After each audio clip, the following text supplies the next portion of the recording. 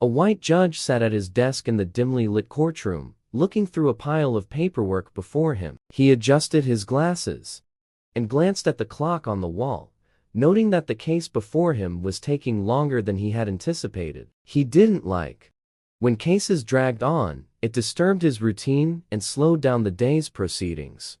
The case before him involved a black woman named Miriam Johnson, who had been charged with a minor offense of disturbing the peace during a public protest. She was calm, composed, and her attorney had been making convincing arguments, but the judge had already made up his mind about her guilt. He didn't know why, but something about her demeanor irked him. The way she spoke, the way she held herself, it all felt too defiant, too unapologetic in a space that was supposed to be about submission and authority. He had watched her during the proceedings with a sort of disdain. She was a woman, black woman, and in his mind that combination already made her an unlikely figure to hold any power over the situation. His thoughts wandered as he continued to assess the case. As the lawyer wrapped up his final statement, the judge gave a brief nod, signaling that it was time to make his decision. Miriam stood there, her hands folded in front of her. She was unshaken as she awaited her fate. The judge cleared his throat and began to speak in his usual calm but authoritative tone. After some thought and deliberation, the judge decided to impose a fine on Miriam. He looked down at the sheet of paper in front of him, scribbled down the amount, and handed it over to the clerk who would prepare the necessary documents. He didn't think twice about the decision. It felt right to him. After all, he was the judge, and his word was final. Miriam looked at the paper, and for the first time, her eyes seemed to sharpen. Her expression shifted slightly as she glanced at the judge, but she remained silent. The courtroom was quiet except for the shuffle of papers and the murmurs of a few spectators who had gathered for the session. Miriam took the fine in her hand and walked toward the exit with an air of calmness that seemed almost too composed for the moment. The judge watched her leave, and for a brief moment he felt a flicker of something unsettling, but he quickly dismissed it as nothing important. He returned his attention to the paperwork in front of him, beginning the next case without a second thought. It wasn't until later that day, when the judge was at home, that he received an unexpected call. He answered the phone with his usual professionalism. "Hello, Judge Thompson." A voice on the other end said, "This is Miriam Johnson. I need to speak with you about something important." The judge sat up straight in his chair, his thoughts immediately going to the case earlier that day. He had imposed the fine without much thought, but now there was something about the way she spoke that piqued his curiosity. What could she possibly want to discuss? He had already made his decision, but the tone in her voice suggested something more serious. "What is it, Miriam?" he asked, trying to remain neutral and professional. "I assume you're calling about the fine you were given earlier today." "No," she replied, her voice still calm, but with a hint of something else. "I'm calling because you don't understand who I am." The judge frowned. "What do you mean by that?" he asked, trying to keep his tone composed.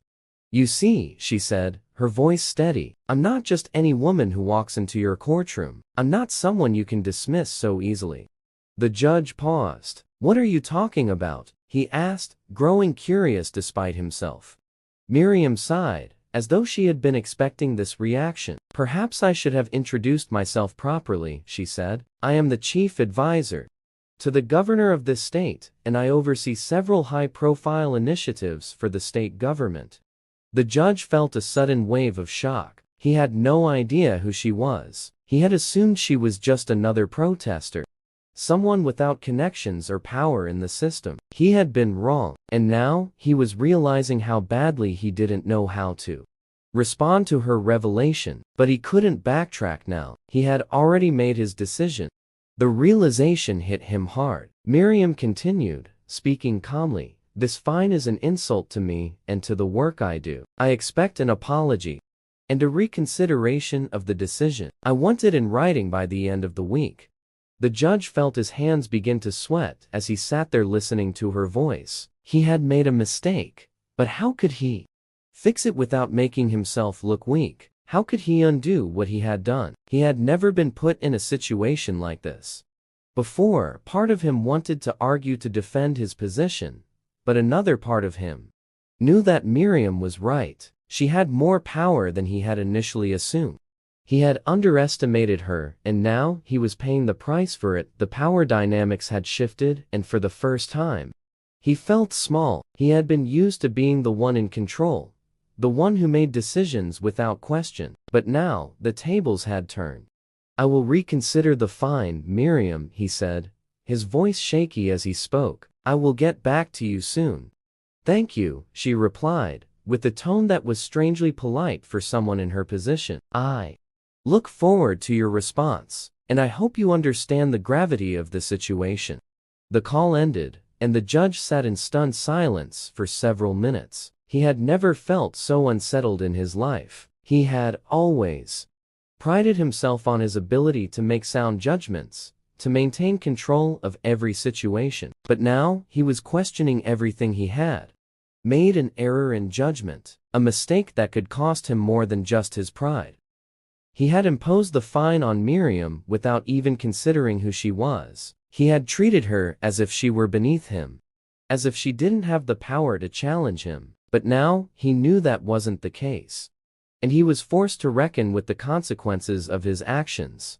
As the days passed, the judge found himself obsessing over the situation. He couldn't stop thinking about Miriam and her calm yet firm demeanor. She was a reminder of something he had forgotten over the years: the reality that not everyone in his courtroom was as powerless as they seemed. He began to research Miriam and discovered more about her background and the work she did for the state government. He found out that she was highly respected and held significant influence in political circles. She was a woman of power and authority, and yet he had treated her as though she were insignificant. The more he learned, the more ashamed he felt. He realized that his decision to impose the fine had been driven by his own biases and preconceived notions. He had assumed that a black woman with no visible status in the courtroom was someone he could dismiss without consequence. But now, he knew that was a mistake, and he had to find a way to make it right. The judge had never been in a situation like this before, and he wasn't sure how to proceed. But one thing was clear: he had to acknowledge his mistake. He had to take responsibility for his actions and find a way to make amends with Miriam. It wasn't long before the judge reached out to her with a formal apology and a promise to revisit the fine. He was willing to take whatever steps necessary to rectify the situation.